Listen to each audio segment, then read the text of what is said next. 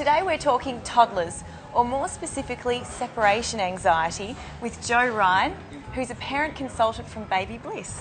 So Jo, what do you do with those children that just won't let you out of their sight? It is a problem, and it's quite a common problem, especially with children around 2 and 3 years of age. It's good to start with just the day-to-day basics. And with children that suffer from separation anxiety, it's really important to have a routine. So they know what's coming next. And that means, you have lunch at the same time every day, around the same time. They have breakfast, they have lunch, they have dinner. Before they go to bed, there's a ritual that happens. So they know exactly what's coming next. So it gives them a little sense of control over situations generally out of their control. The other thing is that when you leave that child, or even to go out of the room, because often these children won't let their mothers out of their sight, so they won't let them go to the toilet even. So the thing to do is to deal with it in a ritualistic manner. So every time you leave the room, you say the same thing to the child, like, Mummy's just going to the bathroom, Mummy's just going to be in the kitchen. And when you're away from them, call out to them so that they know that you're there and that you haven't left them. Mummy's just in the kitchen, I'll be back in a minute. When you return, you say, see, I told you I'd be coming back, and here I am. And the same when you leave the house and you leave the child with someone other than yourself.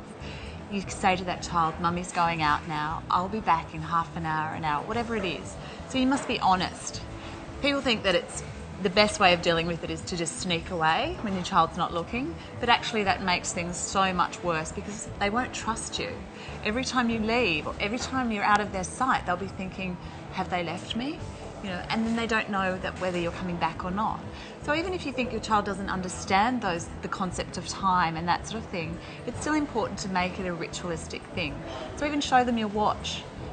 Mummy will be back when this hand gets to here. And then when you come back, make a big fuss of them, and say the same thing every time. I told you I'd be back. Aren't you a good person? Aren't you a good little boy for waiting for me? Give them a big kiss and make a big fuss of them. And that's really important to sort of prepare them for when they do go off to school or those sorts of things, when they'll have to leave you behind. Leaving them with other people like their grandparents or other relatives, is that a good way? It is. It's a really good way. And it's good to start them from a young age. So when they're babies, leave them with people that you trust, their grandparents, even their fathers, because often children, won't be spending a lot of time with their fathers. So they feel uncomfortable if their mummy's not there.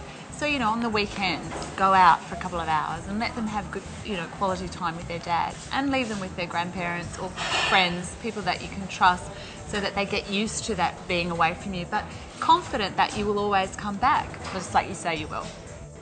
If you have any more queries for Jo, you can contact her on the email address below.